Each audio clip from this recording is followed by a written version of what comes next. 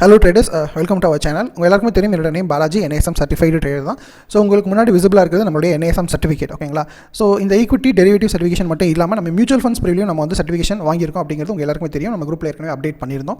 So நீங்கள் வந்து ஒரு கோர்ஸ் ஒருத்தர்கிட்ட வந்து படிக்கிறீங்க அல்லது ஒரு விஷயம் வந்து ஒருத்தர்கிட்ட ஜாயின் பண்ணி கற்றுக்கிறீங்க அப்படின்னா உங்ககிட்ட முறையான மார்க்கெட் நாலேஜ் இருக்கா அப்படிங்கிறத நீங்கள் வந்து முன்னாடி வெரிஃபை பண்ணிக்கணும் அப்படிங்கிறதுக்கான ஒரு அத்தாரிட்டி தான். இப்போ நம்ம வந்து ஓப்பன் கண்டென்ட் வந்து நம்ம ஒரு எஜுகேஷன் கண்டென்ட் வந்து மார்க்கெட்டில் கொடுக்குறோம் அப்படின்னா நமக்கு நாலேஜ் இருக்கிறது எனக்கு தெரியும், என்னை சார்ந்தவங்களுக்கு தெரியும். இப்போ நம்ம வந்து ஓப்பன் கண்டென்ட் பப்ளிக்கு வந்து நம்ம கொடுக்குறோம் அப்படின்னா நம்ம வந்து சர்டிஃபைடாக நம்ம வந்து ஓரளவு நாலேஜ் இருக்கிற பர்சன், மார்க்கெட் பற்றின நாலேஜ் இருக்கிற பர்சன் அப்படிங்கிறது யாருக்கும் தெரியறதில்ல. ஸோ அதுக்கான ஒரு ப்ரூஃப் தான் இந்த சர்டிஃபிகேஷன். சரி, வாங்க டேரெக்டாக இப்போ நம்ம கண்டென்ட்குள்ளே போகலாம்.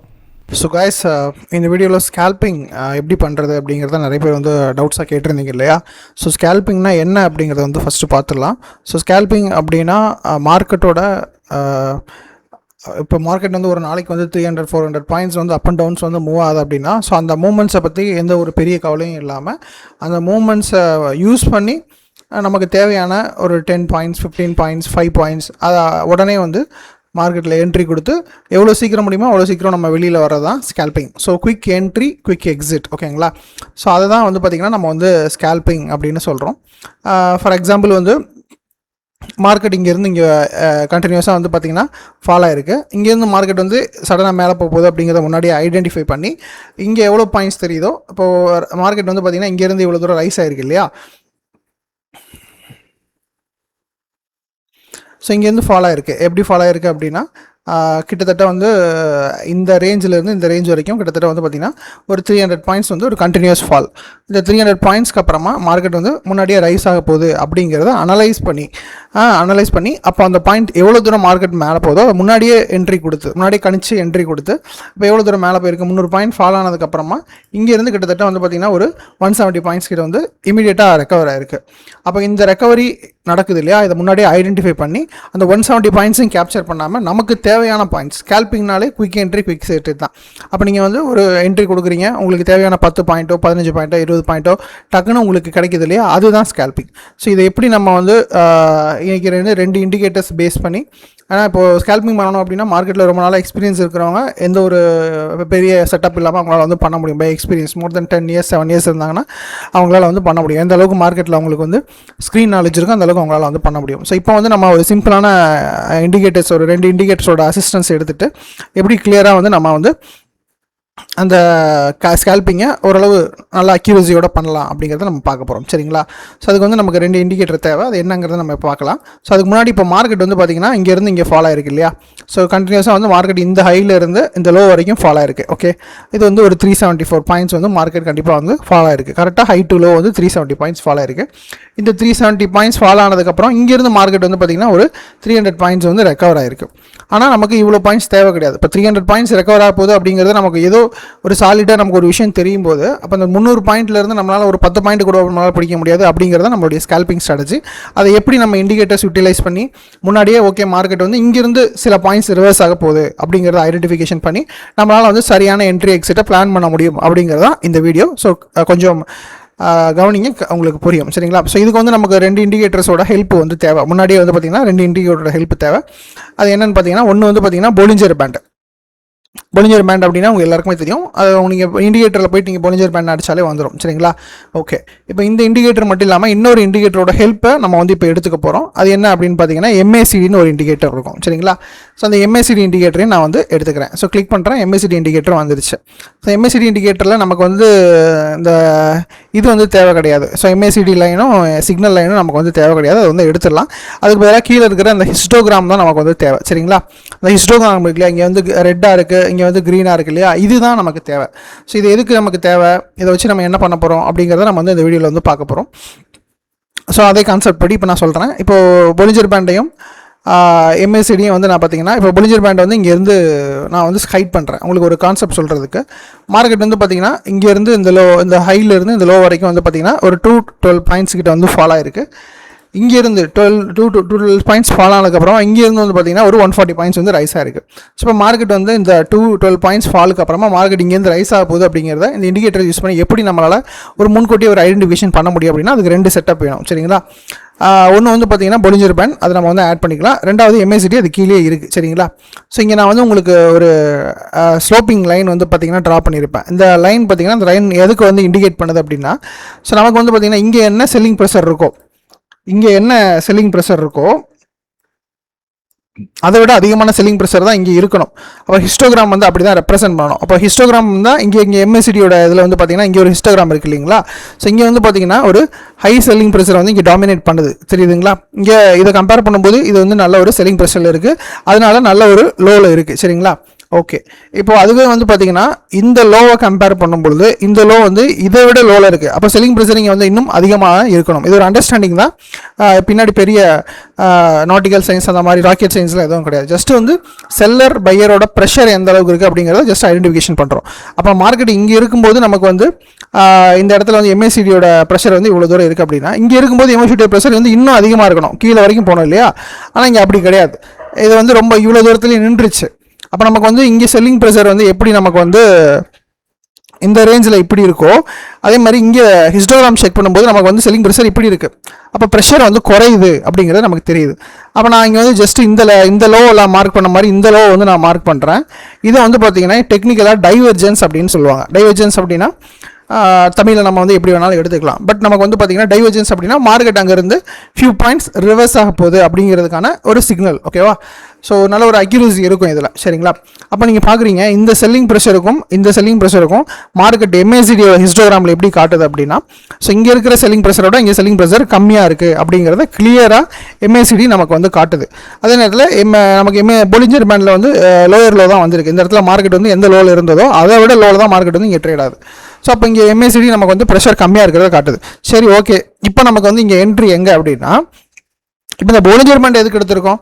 நம்ம வந்து என்ட்ரி எக்ஸிட்டுக்கு நம்ம வந்து பொலிஞ்சர் பேண்டோட உதவியை வந்து எடுத்துப்போம். சரிங்களா? என்ட்ரி எக்ஸிட்டுக்கு நமக்கு வந்து பொலிஞ்சர் பேண்டோட உதவி கண்டிப்பாக தேவை. நான் அது இல்லாமல் நம்மளால் வந்து என்ட்ரியை பிளான் கரெக்டாக பண்ண முடியாது. ஆனால் எந்த இடத்துல என்ட்ரி அப்படிங்கிறதுக்கு நமக்கு வந்து பார்த்தீங்கன்னா MACDயோட ஹெல்ப் வந்து தேவை. அதனால் ரெண்டு இண்டிகேட்டருமே இந்த ஸ்கேல்பிங் ஸ்ட்ராட்டஜிக்கு கண்டிப்பாக தேவை. சரிங்களா? சரி, ஓகே. அப்போ ஃபஸ்ட்டு ரூல் என்ன அப்படின்னா, MACDயில் இந்த மாதிரி செல்லிங் ப்ரெஷர் அப்படிங்கிறது குறையணும். ஃபஸ்ட்டு நமக்கு இந்த மாதிரி பொலிஞ்சர் பேண்டில் எந்த அளவுக்கு வந்து செல்லிங் ப்ரெஷர் இருக்கோ அது MACDயில் ஆப்போசிட்டில் இருக்கணும். அதுதான் கண்டிஷன் 1. சரி, இப்போ என்ட்ரி வந்து எங்கே அப்படின்னா பொலிஞ்சர் பேண்டில் தான் நம்ம வந்து என்ட்ரி பார்க்கணும். இங்கே நமக்கு வந்து செல்லிங் ப்ரெஷர் டாமினேட் ஆயிடுச்சு, அதாவது குறைஞ்சிருச்சு அப்படிங்கிறது தெரிஞ்சு போச்சு. செல்லிங் ப்ரெஷர் இந்த இடத்த கம்பேர் பண்ணும்போது இங்கே குறைஞ்சி போச்சு. அப்போ மார்க்கெட் இங்கேருந்து ரிவர்ஸ் ஆகணும் இல்லையா? அப்போ நம்மளால் இங்கேயும் என்ட்ரி எடுக்க முடியும். ஆனால் ஒரு சேஃப் என்ட்ரி அப்படின்னா என்ன பண்ணணும் அப்படின்னா, பொலிஞ்சர் பேண்டில் மிடில் ஒரு ப்ரௌன் கலர் லைன் வருது இல்லையா? இந்த ப்ரௌன் லைனை மார்க்கெட் எப்போ கட் பண்ணுதோ அப்போ நமக்கு வந்து டெக்னிக்கலாக என்ட்ரி அப்படிங்கிறது ட்ரிகர் ஆயிடுது. அப்போ நமக்கு வந்து கரெக்டாக இந்த கேண்டில் என்ட்ரி அப்படிங்கிறது நமக்கு வந்து ட்ரிகர் ஆயிடுச்சு. இங்கிருந்து மார்க்கெட் வந்து எவ்வளோ தூரம் போயிருக்கு அப்படின்னா கிட்டத்தட்ட 66 பாயிண்ட்ஸ் வரைக்கும் போயிருக்கு. அதாவது நம்மளுடைய டெக்னிக்கல் என்ட்ரிக்கு அப்புறமா மார்க்கெட் வந்து ஒரு 60 பாயிண்ட் 66 பாயிண்ட் வந்து போயிருக்கு. அப்போ நமக்கு வந்து இப்போ ஸ்கேல்பிங்னா நம்ம வந்து என்ட்ரி கொடுத்து 60 பாயிண்ட்டுக்கு வெயிட் பண்ணுறது ஸ்கேல்பிங் கிடையாது. அப்போ நம்ம என்ட்ரி கொடுக்குறோன்னா அடுத்த ஒரு 10 பாயிண்ட் 15 பாயிண்ட் வந்து இமீடியட்டாக கேப்சர் பண்ணுறது தான் ஸ்கேல்பிங். ஓகேவா? ஸோ இப்போ இந்த செட்டப் மட்டும் உங்களுக்கு ஞாபகம் இருக்கணும். பொலிஞ்சர் பேண்டில் செல்லிங் ப்ரெஷர் அதிகமாக இருக்கணும், MACDயில் செல்லிங் ப்ரெஷர் அதுக்கு அப்படியே ரிவர்ஸ் தான் நமக்கு வந்து ஷோ ஆகணும் ஒரே கேண்டில் கைண்ட் ஆஃப் செட்டப்பில்.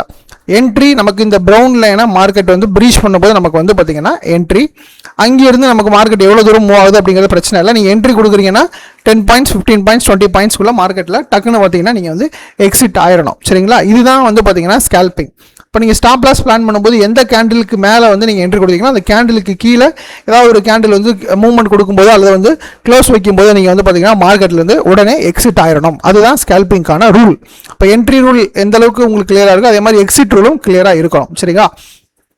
ஸோ அதே மாதிரி மார்க்கெட்டில் இன்னொரு நிறைய செட்டப்ஸ் இருக்கும், அந்த செட்டப்பை இப்போ பார்த்துடலாம். ஸோ நிறைய நண்பர்கள் வந்து மறுபடியும் வந்து ஸ்விங் ட்ரேடிங் ஒர்க் ஷாப்போட ஜாயின் பண்ணுறதுக்கு நிறைய வில்லிங்னஸ் கொடுக்குறீங்க. ஸோ தட் நம்ம மறுபடியும் பிளான் பண்ணியிருக்கோம். ஸோ இது யாரெல்லாம் வந்து பண்ணலாம்? சார் நான் வந்து மார்க்கெட்டில் நிறைய லாஸ் பண்ணிட்டேன், எனக்கு வந்து மார்க்கெட் பற்றி எனக்கு பேசாவே தெரியாமல் நான் வந்து பணத்தை போட்டு லாஸ் பண்ணிட்டேன், நான் கற்றுக்கணும்னு நினைக்கிறேன் அப்படின்னா நீங்கள் தாராளமாக வரலாம். ப்ளஸ் வந்து இல்லை சார் எனக்கு வந்து மார்க்கெட் எனக்கு புரியும், எனக்கு வந்து அதிகமான நேரம் கிடைக்காது, அப்போ எனக்கு குறைவான நேரத்தை பற்றி மார்க்கெட்டில் என்னால் வந்து சம்பாதிக்க முடியுமா? கண்டிப்பாக முடியும். ஸோ யாரெல்லாம் வந்து பண்ணலாம் அப்படின்னா நீங்கள் வந்து ஏற்கனவே ஒரு கம்பெனியில் வந்து ஒர்க் பண்ணிட்டு இருக்கலாம், அல்லது ஏதோ ஒரு செல்ஃப் எம்ப்ளாய்மெண்ட் இல்லை ஒரு பிஸ்னஸ் வந்து பண்ணிட்டு இருக்கலாம், அது நீங்கள் வந்து ஒரு ஹோம் மேக்கராக இருக்கலாம், வீட்டிலே இருக்கிறவங்களா இருக்கலாம், அது நீங்கள் வந்து ஸ்டூடெண்ட்ஸாக இருக்கலாம். ஸோ யாராக இருந்தாலும் சரி என்னால் வந்து ஜஸ்ட் எனக்கு மார்க்கெட்டில் ஒரு மினிமம் வந்து ஒரு 30 minutes to 1 hour வந்து எனக்கு டெய்லி ஸ்பெண்ட் பண்ண முடியும் சார், வீக்கெண்ட்னா எனக்கு வந்து ஒரு 1.5 hour வந்து ஸ்பெண்ட் பண்ண முடியும் அப்படின்னா தாராளமாக நீங்கள் வந்து இந்த கோர்ஸை வந்து என்ரோல் பண்ணலாம். சரிங்களா? ஸோ இன்ஸ்டியூஷனல்ஸை மெயினாக ஃபோக்கஸ் பண்ணி அவங்களோட ஃபுட் பிரிண்ட்டை ஃபாலோ பண்ணி எப்படி நம்ம வந்து ப்ராஃபிட் எடுக்க போகிறோம் அப்படிங்கிறத இந்த ஒர்க் ஷாப்போட ஸ்ட்ராட்டஜி. சரிங்களா? ப்ளஸ் அதோட சேர்ந்து நம்மளோட ஸ்ட்ராட்டஜி, நம்மளோட பர்சனல் ஸ்ட்ராட்டஜிஸ் என்ன, ப்ளஸ் அதோட மார்க்கெட்டில் நிறைய விஷயங்கள் நம்ம வந்து டிஸ்கஸ் பண்ண போகிறோம். கரெக்டாக எப்படி நம்மளோட ரிஸ்க்கை வந்து மேனேஜ் பண்ணுறது, plus potential entry and exit எப்படி வந்து டிஃபைன் பண்ணுறது, ஸோ ஒரு கரெக்டான ஸ்டாக்ஸை பிக் பண்ணுறது எப்படி, இந்த மாதிரி நிறைய விஷயங்களை நம்ம வந்து டிஸ்கஸ் பண்ண போகிறோம். சரிங்களா? ஸோ இந்த ஒர்க் ஷாப் வந்து நான் என்ரோல் பண்ண போகிறேன் சார். அப்படி நான் என்ன பண்ணுவோம் அப்படின்னு கேட்டிங்கன்னா, ஜஸ்ட் நீங்கள் எதுவுமே பண்ண வேணாம், ஸ்க்ரீனில் தெரியுற வாட்ஸ்அப் நம்பருக்கு I want to join swing trading work shop அப்படிங்கிற டெக்ஸ்ட் மெசேஜ் மட்டும் இந்த வாட்ஸ்அப் நம்பருக்கு நீங்கள் அனுப்பி விடுங்க. ஸோ நம்மளோட டீம் வந்து உங்களை ஃபாலோ பண்ணிப்பாங்க. சரிங்களா? ஸோ இவ்வளோ தான். தேங்க்யூ. இங்கே பார்த்தீங்கன்னா தெரியும். ஸோ இங்கேயுமே வந்து பார்த்தீங்கன்னா இது வந்து கொஞ்சம் வியர்டான ரூல் என்னென்னா, அது அந்த இடத்துல வந்து பார்த்தீங்கன்னா செல்லிங் ப்ரெஷர் வந்து அதிகமாக இருந்தது இல்லையா. பொலிஞ்சர் பேண்டில் வந்து பார்த்தீங்கன்னா இந்த இடத்துல வந்து செல்லிங் ப்ரெஷர் பொலிஞ்சர் பேண்டில் அதிகமாக இருக்குது. இந்த இடத்துல பொலிஞ்சர் பேண்டில் செல்லிங் ப்ரெஷர் குறையுது. ஓகேவா? அப்போ நம்ம வந்து ஹிஸ்டோகிராமுக்கு நான் வரேன். இந்த அப்போ பழைய கண்டிஷனில் என்ன பார்த்தோம், பொலிஞ்சர் பேண்டில் செல்லிங் ப்ரெஷர் வந்து அதிகமாக இருந்தது, கீழே வந்து வந்தது. MACD வந்து நமக்கு ரிவர்சல் சிக்னல் காமிச்சது இல்லையா. இப்போ அதே மாதிரி தான் பொலிஞ்சர் பேண்டில் செல்லிங் ப்ரெஷர் கம்மியாக இருக்குது, MACDயில் செல்லிங் ப்ரெஷர் ஜாஸ்தியாக இருக்குது. தெரியுதுங்களா? இந்த இடத்துல மார்க்கெட் இந்த லோவோட மார்க்கெட் வந்து பார்த்திங்கன்னா இந்த லோ வந்து அதிகமாக இருக்குது, ஆனால் MACDயோட லோ அப்படிங்கிறது கம்மியாக இருக்குது. அப்போ எந்த இடத்துலையுமே நமக்கு வந்து ரிவர்சல் காட்டும் போது நம்மளால் வந்து என்ட்ரி பிளான் பண்ண முடியும். ஸோ அதே கண்டிஷன் தான் இங்கேயும். என்ட்ரி அப்படிங்கிறது வந்து பார்த்திங்கன்னா இந்த மிடில் லைனை இந்த நமக்கு இந்த செட்டப் காமிச்ச உடனே மிடில் லைனை மார்க்கெட் எப்போ ப்ரீச் பண்ணுதோ இந்த இடத்துல வந்து பார்த்தீங்கன்னா மார்க்கெட் இந்த மிடில் லைனில் பிரீச் பண்ணுது. இங்கேருந்து வந்து பார்த்தீங்கன்னா மார்க்கெட் 50 பாயிண்ட் போயிருக்கு. மறுபடியும் சொல்கிறேன், நம்ம வந்து மார்க்கெட் பிரீச் பண்ணி அது எவ்வளோ பாயிண்ட் போதோ அவ்வளோ பாயிண்ட் நம்ம வெயிட் பண்ண மாட்டோம். அதிகபட்சம் 10, 20, 15 பாயிண்ட்ஸ்குள்ளே நம்ம வந்து பார்த்தீங்கன்னா என்ட்ரி ஆயிரும், எக்ஸிட் ஆயிரும். ஓகேவா? அப்போ ஸ்கேல்பிங்க்கு நம்ம வந்து பார்த்தீங்கன்னா எந்த கேண்டில் என்ட்ரியோ அந்த கேண்டிலுக்கு கீழே மார்க்கெட் ஏதாவது க்ளோஸ் வச்சதுன்னா டப்புன்னு பார்த்தீங்கன்னா எக்ஸிட் ஆயிடணும். ஸோ இதுதான் வந்து பார்த்தீங்கன்னா சிம்பிளஸ்ட் ரூல். அதே மாதிரி இன்னொரு விஷயம் இருக்குது, சிம்பிளாக அந்த MACD வச்சு மார்க்கெட் ரிவர்ஸ் ஆகிறத கண்டுபிடிக்கலாம். ஸோ இங்கே மார்க்கெட் வந்து பார்த்தீங்கன்னா இங்கே நமக்கு செல்லிங் ப்ரெஷர் ஜாஸ்தியாக இருக்குது. தெரியுதுங்களா? இங்கே செல்லிங் ப்ரெஷர் வந்து பார்த்தீங்கன்னா ஜாஸ்தியாக இருக்குது. மார்க்கெட் அப்படியே வந்து பார்த்தீங்கன்னா ரிவர்ஸ் அதாவது கீழே வரைக்கும் வருது, இங்கே வந்திருக்கு. ஆனால் இங்கே MACD நமக்கு என்ன சொல்லுது அப்படின்னா, இங்கே செல்லிங் ப்ரெஷர் அப்படியே டாமினண்ட்டாக வந்து பார்த்தீங்கன்னா குறையுதுன்னு சொல்லுது. இங்கே இந்த இடத்துல ரெட்டில் தானே இருக்கணும், ஆனால் இந்த இடத்துல வந்து பார்த்தீங்கன்னா மார்க்கெட் வந்து பார்த்தீங்கன்னா க்ரீனில் இருக்குது. அப்போ நமக்கு வந்து பார்த்தீங்கன்னா கம்ப்ளீட்டாக பொலிஞ்சர் பேண்டில் என்ன செல்லிங் இருக்கோ அதை வந்து MACDயில் காட்டலை. அப்போ செல்லிங் ப்ரெஷர் டெக்னிக்கலாக குறையுது அப்படின்னு அர்த்தம்.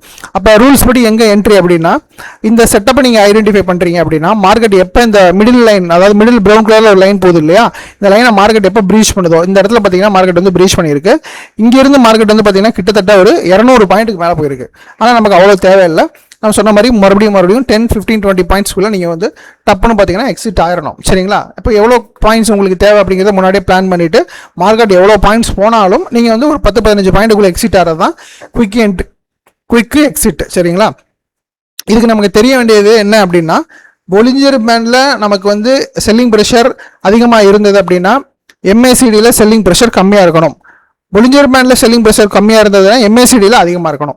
இவ்வளோ தான். ஸோ ரிவர்சல்ஸை ஏதாவது ஒரு இண்டிகேட்டர் நமக்கு முன்னாடியே காமிச்சிருச்சு அப்படின்னா இந்த மிடில் லைனை மார்க்கெட் கிராஸ் பண்ணும்போது அழகான ஒரு என்ட்ரி. நீங்கள் போய் பேக் டெஸ்ட் பண்ணி பாருங்கள், டேரெக்டாக போய் ட்ரேட் எடுக்காதீங்க. பேக் டெஸ்ட் பண்ணி பார்த்துட்டு உங்களுக்கு இந்த செட்டப் எந்த அளவுக்கு வந்து ஃப்ரூட்ஃபுல்லாக இருக்குது, எந்த அளவுக்கு பயனுள்ளதாக இருக்குது அப்படிங்கிறத பாருங்கள். பார்த்துட்டு கீழே வந்து கமெண்ட் பண்ணுங்கள். வேறு ஏதாவது டவுட்ஸ் இருந்தாலும் இந்த வீடியோக்கு கீழே வந்து நீங்கள் கமெண்ட் பண்ணலாம். தேங்க்யூ.